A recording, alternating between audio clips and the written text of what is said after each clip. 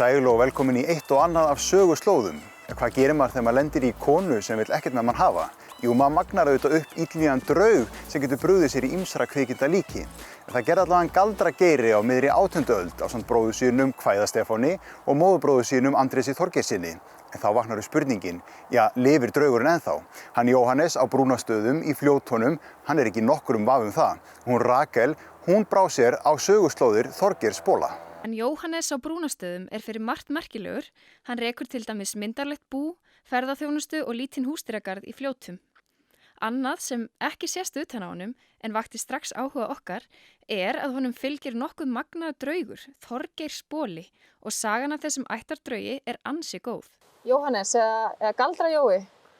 Ég nú ekki segja það sem Galdra Jói, sko. Ég kannski ekki mikill galdramaður en það nú þannig að í minni fjölskyldu þá erum við nú komin af honum svokallaða Galdra Geira sem vakti upp Þorgeirs Bola á sínum tíma.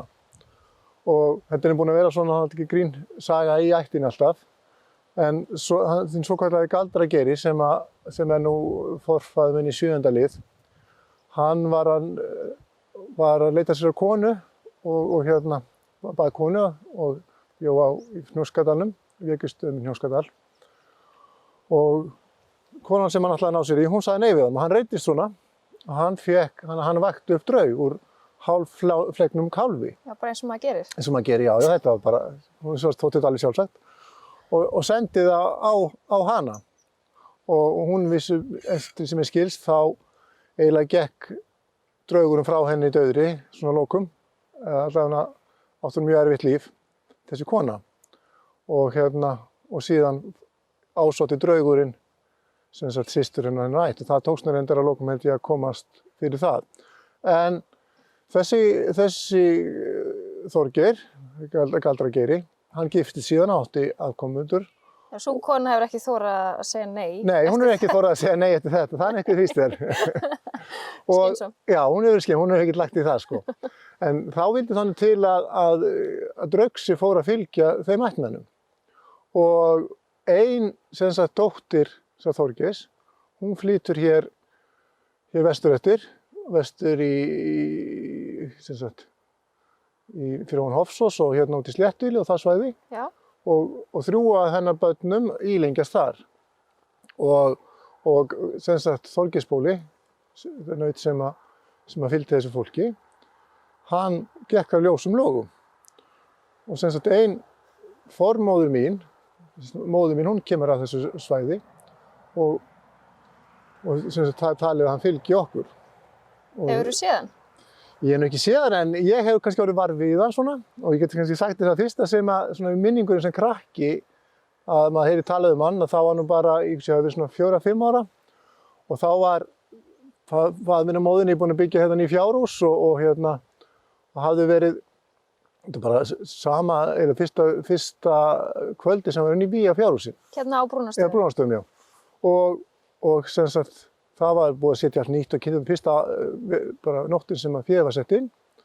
Og það hafði verið smiður að hjálpa pabba þarna og gera allt fínt. Og síðan kemur gestur þarna sem að vita að Þorgeirs Bóli fylgdi mjög mikið. Og þau voru látnir gista í sama herbyggi, smiðurinn, og sem sagt þessi gestur. Og smiðinum var ekkert svefnsamt alla nóttina. Því hinn bylti sér og djöflaðist alla nóttina og lét öllum illum rátum og gólaði og þegar að pabbi og smiðurinn kom upp í fjárhúsum morguninn, þá var þar allt í rú og stúin í fjárhúsunum.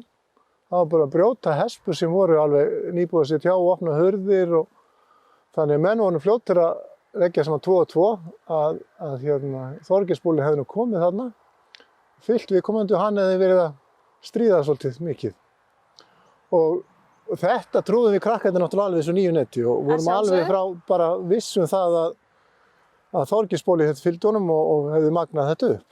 Maður var náttúrulega ekki að bjóða svona fólki á bæi. Nei, og ég var bara eftir þetta, þegar viðkomandi maður komið heim, svo þá var maður alltaf með mikið beygað á honum, sko. En stóra spurningin, Þorgeirs Bóli til í alvöru? Já, ég held það, því að bara þegar ég var að ná mér í mína konu fyrir, 25 árum síðan, og hún nú frá Keldudal í Skagafirði og þegar ég fór að venja, það er stórt kúabú, þegar ég fór að verja konum mínu þangað, þá skildu tengdaforeldrar mínir ekkert í því að þegar þau komu í fjósið á morgnana, þá var alltaf rúa stúi, sko. Það var búið að brengla öllum beljum og opna allt og það var alltaf rúa stúi. Og svona gekk þetta svona fyrstu vikurnar þegar ég var að koma þarna. En svo smátt og smátt þegar ég var svona nokkurn veginn sestur að, sko, og þetta gekk allt sem hann upp, þá hætti hann þessu. Þannig að hann verið svona í byrjun aðeins svona vera að tjekka á liðinu. Hann ekki bara að passa upp á því? Jú, ætli það ekki bara.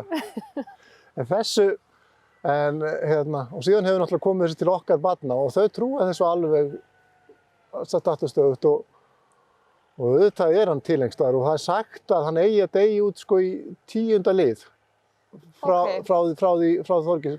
Galdrageira. Þannig að barnið þitt mögulega verið laus við hann. Já, en síðan náttúrulega er þetta orðin svo fleiri þúsund mann sem náttúrulega komin út á honum.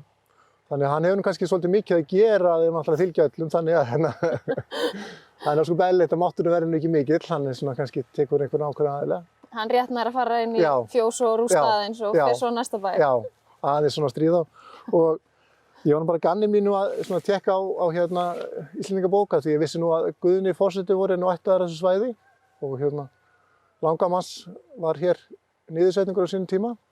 Fórum að tekka hvort hún var eitthvað skyld þessu fólki og þá kom það ljós að hún var á sömu línu og hann er í 8. lið frá Þorgeiri og ég er í 7. Það verður fróðlegt næst þegar ef ég fæ ekkert að taka viðtal við hann, þá ætla ég að spyrja hann á þessu. Já, það er spurning hvort að Þorgeirsbóli hafi eitthvað komið á Bessastöðum. Ég hlakka til, hann hefur örugglega ekki fengið þá spurningu. Nei, þannig það er aldrei að vita hvað hvert Þorgeirsbóli fer, eða hvort hann kannski vill hann bara halda sig á þessu svæði hérna.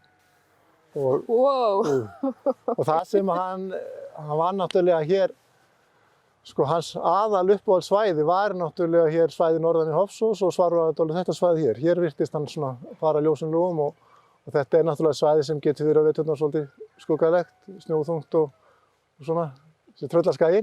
Þannig að hér er náttúrulega kjörsvæði fyrir svona fyrir drauga. Og sérstaklega þeir taka nú saman sko ýmsar skottur og annað slíkt, þá er þetta náttúrulega ansi magnað. Já, það er ekkert gaman að mæta þeim svona veturnar í gamla daga í svona skuggalegu skyggni á Hjarni og það sem að draugurinn Þorgeirsbróðir dróa eftir sér einhverja skottur og móra með sér sko. Nei, ég myndi ekki vilja mæta þeim allan. Kannski verið gott að börnin heldur sig bara inni við. En svona þegar maður hugsa nú bara praktíkin í þessu öllu saman, það held ég nú allar þessar draugasögur hafa nú verið mjög praktískar til að halda börnum frá hættulegum hlutum. Hugsanlega. Þannig að fólk var nú ekki að fara sér að voða. En hann er samt til í alveg? Hann er til, já.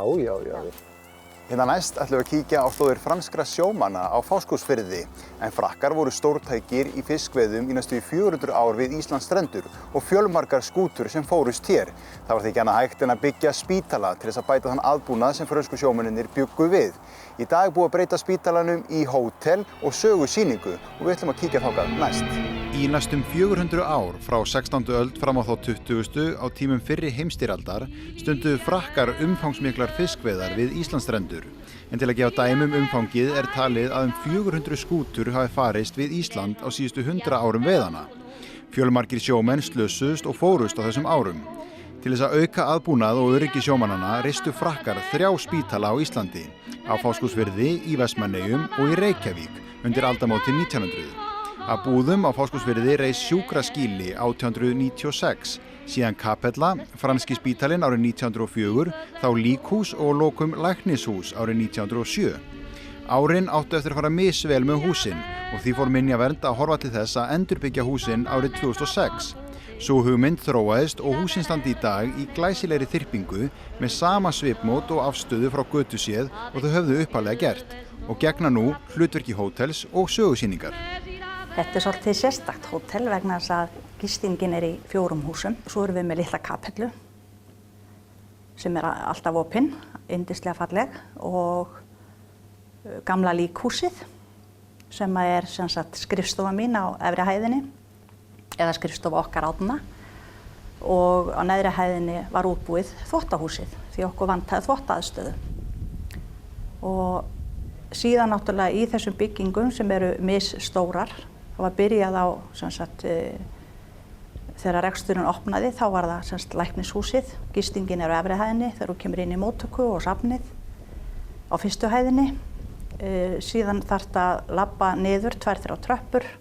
Þá kemur í sem sagt undirgöng sem er safnið líka og það liggur undir götuna sjálfa og þegar þú kemur út úr þessu safni þá ertu komin eiginlega inn á veitingastaðinn. Það er bara nokkur skref. Hönnunin er alveg geysilega skemmtileg hérna. Og þá voru sem sagt 3 hús með gistiaðstöðu og eftir sem sagt fyrsta ári var ákveðið að bæta við fleiri gistirýmum og það var byggt hús hérna sem við köllum Nýi franski og það er sem sagt bætt við rúmum 20 herbyggjum. Þannig í heildina erum við með 47 herbyggi með tæplega 100 rúmum. Því að eins og þú hefur sjálfur séð þá eru herbyggin misstór. Útsýn er náttúrulega alveg dásamlegt, stórar svalir og fyrir mína parta þegar ég upplifði það fyrst þegar ég kom hérna að þá þurfti ég náttúrulega að vera hér. Það var hvergi hægt að fá leigt húsnæði fyrir okkur hjónin og við vorum í þarna Nýja franska í stóru herbyggi á fyrstu hæð með svölum og það sem mér fannst svo yndislegt að sjórinn gekk undir svalirnar. Bátarnir sem voru að koma hér inn til að landa, kolmunaveiði og makríl og fleira, þeir biðu hérna í 3, 4, 5 bátar og mann fannst þetta bara vera við svaladirnar hjá manni því þú heyrðir trukki þegar þeir komu siglandi inn. Þetta var alveg sko dásamlegt í kyrrðinni og þetta er eitthvað náttúrulega sem ég hefði aldrei upplifað, nærveruna þannig laga við sjóinn. Þegar franski spítalinn á Fáskrúðsfirði var tekin í notkun árið 1904 var þar að finna ýmsar nýjungar og munað sem þekktust í fáum húsum á Íslandi á þeim tíma eins og rafstöð í kjallara, rennandi vatn í krana, vassklósett og frárennsli. Þar var einnig að finna apótek, skurðstofu og sjúkraherbyggi og því er óhætt að tala mikla bót á aðstöðu. Árið 1939 var spítalinn tekin niður fjöl fyrir fjöl, fluttur sjóleiðina út á Hafnarnes og endurreistur sem fjölbýlishús og skóli. Húsið var þar í notkun fram til 1960 en fór þá í eyði. Hann öðlaðist síðan aftur nýtt líf þegar hann var endurbyggður neðan Hafnargötu þar sem hann stendur í dag sem Nýi franski spítalinn. Það sem við heyrðum hérna til dæmis fyrsta árið af fólkin okkar sem var að visitera okkur, ég segi fólkin okkar þegar ég tala gestina, að það kom iðulega sko því óskopunum pantaði ég ekki 2 eða 3 nætur, ekki bara eina. Fólk fannst að vera komið heim, það fann hlýleikann þegar það kom á staðinn. Tilgangurinn með því að endurbyggja húsin var að varðveita söguna og endurvekja hana með ákveðnum hætti. Það er því mikil upplifun að ganga bæði húsin að innan sem utan og skoða þær minjar og minnisvarða sem þar er að finna. En gestir hótelsins fá frítt inn á safnið. Og þannig eru stórir iPadar sem þú setur hlustunartæki á eyrun og hérna heyrir söguna og flettir eins og maður gerir með iPad með fingrunum. Og þarna sitja náttúrulega karlarnir á biðstofunni hjá lækninum og illa slasaðar á höndum og alls staðar. Þannig að fólk upplifir, kemur strax inn í söguna sko. Var þetta virkilega svona ef við förum þetta langt aftur í tíman? Og þetta hlýtur að hafa verið alveg svakalega erfitt líf því að á þessum tíma sem þið sjáið þegar þið komið svo í undirgöngin að í hafinu eru rituð nöfn þeirra sem fórust og það eru rétt 4.000 manns. Þannig að þetta er náttúrulega alveg einstakt og safnið er alveg guðdómlegt í sko heildsinni. Avec son vieux veston râpé, mais il avait une maîtresse qui lui coûtait beaucoup d'argent. Elle lui vendait sa belle jeunesse et des caresses que le petit homme payait content. Nokkur fyrir utan byggðina í Fáskrúðsfirði við Krosseyri í landi Kappeyrar er kirkjugarður frá tímum franskra sjómanna við Íslandsstrendur. Í garðinum eru þekktar 49 grafir franskra sjómanna. Þú finnur í rauninni bara sko hlýjuna og þú finnur ekki slæmt. Það er ekki draugagangur hérna eða eitthvað þvílíkt eins og fólk hefur spurt mikið sko. Hafið orðið var við verur og eitthvað svona. Það er ekki. Ekki einu sinni í líkhúsinu sem skrifstofan? Nei. Mér líður afskaplega vel þar, það ekkert svoleiðis. Það erfitt að lýsa tilfinningunni sem fylgir því að heimsækja þessar miklu söguslóðir. Hér sagan bókstaflega við hvert fótmál, í bland við fallega náttúru og rólegt andrúmsloft. Austfirðirnir eru alveg geysilega fallegir og Íslendingar held ég átta sig á því fyrst núna í sumar. Þetta COVID-dæmi hefur gert líka plúsa þó þeir hafi farið illa með rosalega marga. Að þá held ég að fólk sé svona fyrst að átta sig á því hvað Ísland hefur upp á að bjóða þegar það fer að skoða landið frá A til Ö, ekki eyða öllum peningunum til að fara til erlendis. Það er alveg sama hvort þú keyrir á Reyðarfjörð, yfir á Eskifjörð, á Eskifirði yfir á Neskaupstað, Vopnafjörð, þetta er allt saman dásamlegir staðir. Eða í hinn áttina, Stöðvarfjörður, Breiðdalsvík. Og hver staður hefur eitthvað sérstakt upp á að bjóða. Þannig að því leytinu til held ég að Austfirði verði afskaplega vinsælir í sumar. Fyrst við erum að tala um sumarið, hvernig lítur sumarið út hérna? Ég er bara alveg rosalega ánægð. Það leit ekki vel út. Við náttúrulega vorum með mjög vel bókað af erlendum ferðamönnum. Fáa Íslendinga, bara eins og hefur verið í gegnum tíðina. Nú kúvendist það, allir afbóka, þannig að við stóðum upp með 5-6-7% nýtingu í sumar. En bara síðustu 2 vikur hafa gjörsamlega umturnast. Við ætlum að reyna að keyra sumarið á 5-6-7 starfsmönnum. En mér kæmi ekki óvart að ég þyrfti að ráða einhverja 15 jafnvel viðbót vegna þess að við erum komin í 90% í nýtingu bara í næsta mánuði. Og þetta er bara allt á upplið. Það þagnar ekkert síminn, það er endalaust hvort það sé möguleiki og við erum yfirbókað á mörgum dögum. Þannig að sumarið lítur bara vel út. Ég er bara mjög jákvæð. En á móti er náttúrulega verðið allt annað. Það verður að bjóða alls konar tilboð ef að fólk fer inn á islandshotel.is sem eru bara í rauninni hlægileg. Í dag leyfum við fólki að koma með litlu hundana sína. Eða ekki bara litlu hundana, líka stóra. Það eru bara sérstök herbyggi sem eru tekin undir þetta. Og fólk þarf ekki að vera hrætt um það að þú verður settur út á móti hundum, að þú verður settir í hundaherbyggi. Það er ekki þannig. Það eru bara sérstök herbyggi sem eru tekin undir þetta og það hefur vakið mikla kátínu. Fólk er náttúrulega mjög ánægt að geta tekið dýrin sín með. Þannig að það hefur margt breyst á Íslandi eftir þetta COVID-dæmi. Það þarf ekki endilega alltaf mikla og dýra afþreyingu til að skapa áfangastað. Landið sjálft hefur upp á ótrúlega möguleika ef maður er bara móttækilegur fyrir því.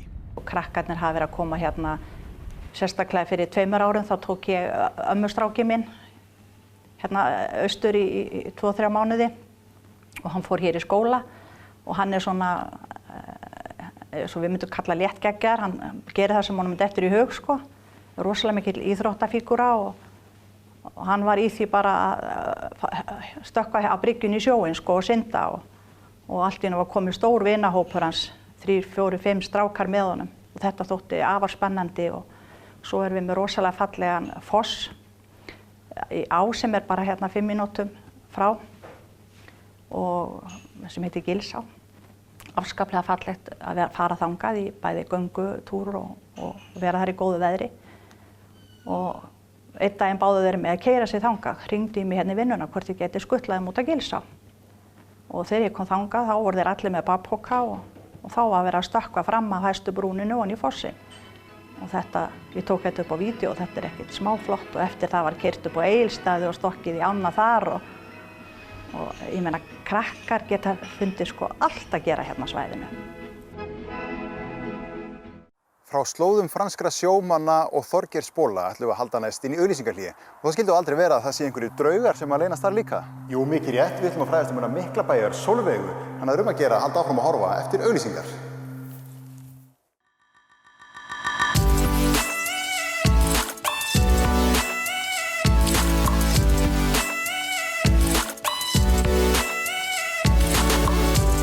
Miklabæjar Sólveig var íslensk kona sem var uppi á síðari hluta 18. aldar. Það var til hana draugasaga eftir að hún féll fyrir eigin hendi að hún hefði átt þátt í hvarfi séra Odds Gíslasonar prests á Miklabæi í Skagafirði 1786. En hann Agnar á Miklabæi í Blönduhlíð, hann veit meiru málið og ætlar að segja okkur frá því hér í lok þáttar. Já, Sólveig er náttúrulega fræg persóna, einn frægasta persóna í þjóðsögunum. Hún er eiginlega þjóðsagnapersóna því að það veit eiginlega enginn hvaðan hún kom, þó þessi hugmyndur hún hafi komið út af austan. En upphafið er þannig að séra Oddur, hann gerðist prestur hér 1767, þá var hann 27 ára gamall og sagt er að Sólveig þessi hafi verið ráðskona hjá honum. En það er sagt að Sólveig þessi hafi haft ást á prestinum. En Sólveig var á svo lágum stigum að það var ekki talið eðlilegt að presturinn giftist henni. Og eftir að Oddur giftist, þá var hún svo tæp að það þurfti að hafa stöðugar gætur á henni. Því að hún vildi fyrirkoma sér. Og var alltaf hafður maður að gæta að henni, sem að lánaðist alveg þangað til að einu sinni gat hún sloppi frá þessum manni og farið hér tótt sem er hér neðan við, eða var neðan við, það er nú allar þær tóttir eru horfnar og þar skar hún sig á háls. Og eftir það, þá tók Oddur það einhvern veginn í sig eða varð eiginlega geðsjúkur að hann gat ekki verið einn eftir það og varð stöðugt fyllt. Sérstaklega ef það komið myrkur, þá var alltaf að fylgja honum milli bæja. En semst eftir að Sólveig fyrir kemur sér, þá fær hún náttúrulega, þá var sagt að hún kæmi í draumi til Odds og vildi láta grafa sig í vígðum reit hér á Miklabæ. En á þeim tíma var það þannig að fólk sem hafði fyrirkomið sér, það fekk ekki leg í vígðum reit. Oddur leitaði eftir biskups og hann fekk ekki leyfi þannig að hún var grafin utan garðs. En með Odd er það að segja að Oddur var svona tæpur alla tíð eftir það og 1786 að hausti til þá hafði hann messað á Silfrastöðum og var hlákumyrkur er sagt þegar hann reið heim og hann kom á Víðivöllum. Víðivöllir eru hér skammt sunnan Miklabæjar.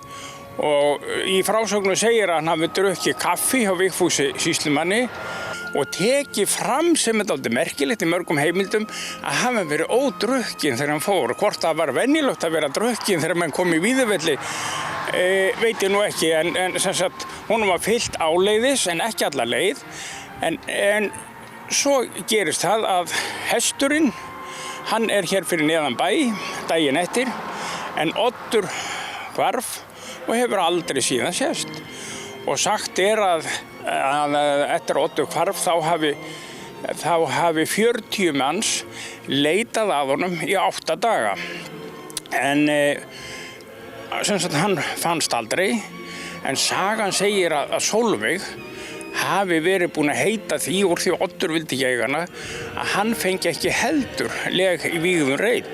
En sérst Oddur fannst aldrei ekki samkvæmt bestu heimildum en samt eru til sögur það að lík hans hafi fundist og hann verið grafinn í Hérasdal og sumar heimildir segja hann hafi verið grafinn í Goðdölum.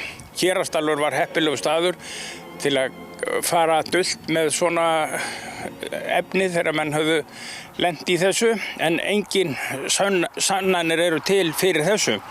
En Sólveig er semst grafinn hér utan garðs og 1914 þá var verið að grafa hér í garðinum og þá komu menn og ná litla kistu sem hafði verið utan garðs en var eftir að garðinum var stækkaður þá var þessi gröf komin inn í garðin en Björn sem þá var prestur og prófastur hér á Miklabæ hann bað menn að fara kyrrt með þennan fund á þessu og þessari kistu og þessum fjölum því það kom strax upp og bað menn að segja ekki frá því en auðvitað er alltaf þannig þegar menn eru beðnir að segja ekki frá eitthvað og þá fer það smá saman að leka þannig að þetta fréttist og svona talið að þetta hafi verið Sólveig.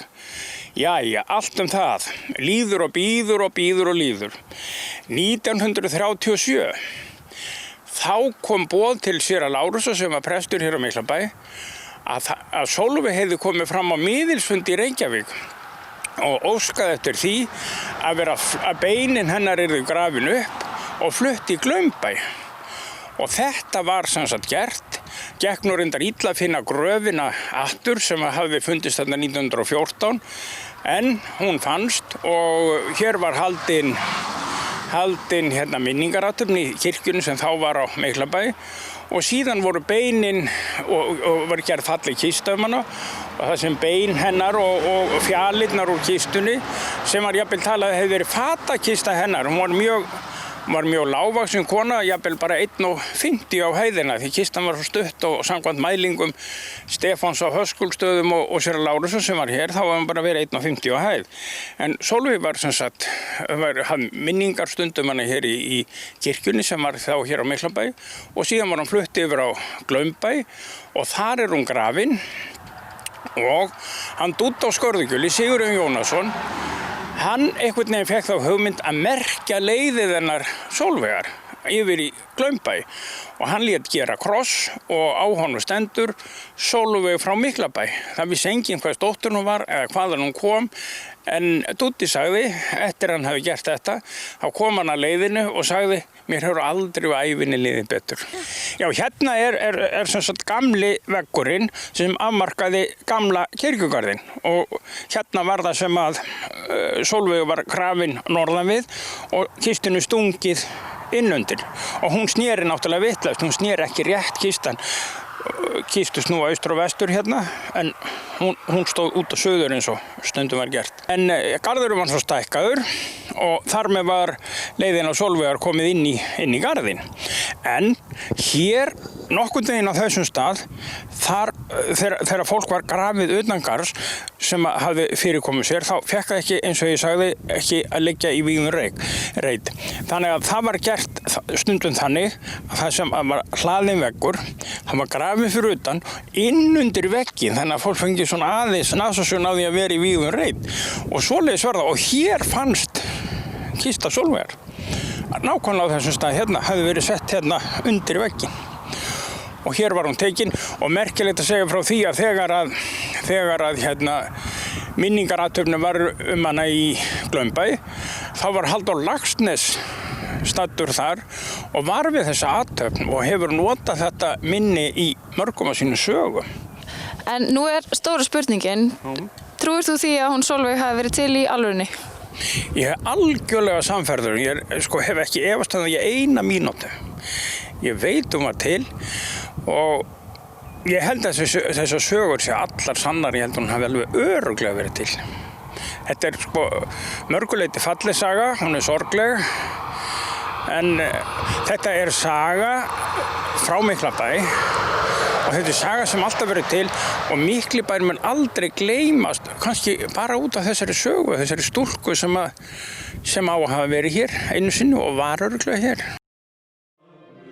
En Oddur hefur semst aldrei fundið en af því ég er búinn að vera svo lengi hér á Miklabæ og sagt að Sólveig hefði tælt eða Oddur hefði jafnvel lent í gegninum sem er djúpuskurður hérna niður frá að alltaf þegar ég labba fram hjá gegninum það var nefnilega til saga það að hefði einhvern veginn sést hönd koma undan bakka í gegninum og alltaf þegar ég labba fram frá gegninum þá dreymir mig að það komi hönd undan bakkanum og ég finni beinin úr Oddi. En það verður ekki gerst ennþá.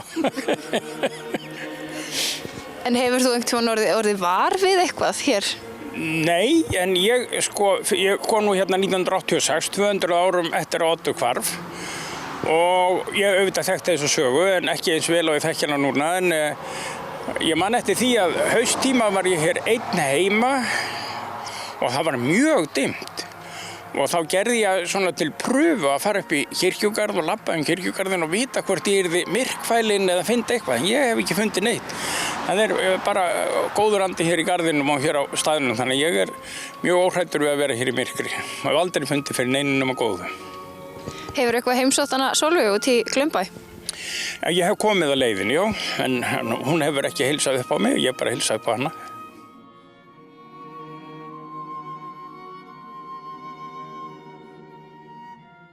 Já, það er eitthvað sem maður hefur ekki nóg af þegar maður byrjar að segja sögur, þá er það tíminn og tíminn er hlaupinn frá okkur. Það er komið að lokum hjá okkur í þessum þætti af eitt og annað af söguslóðum. Við sjáumst í næstu viku.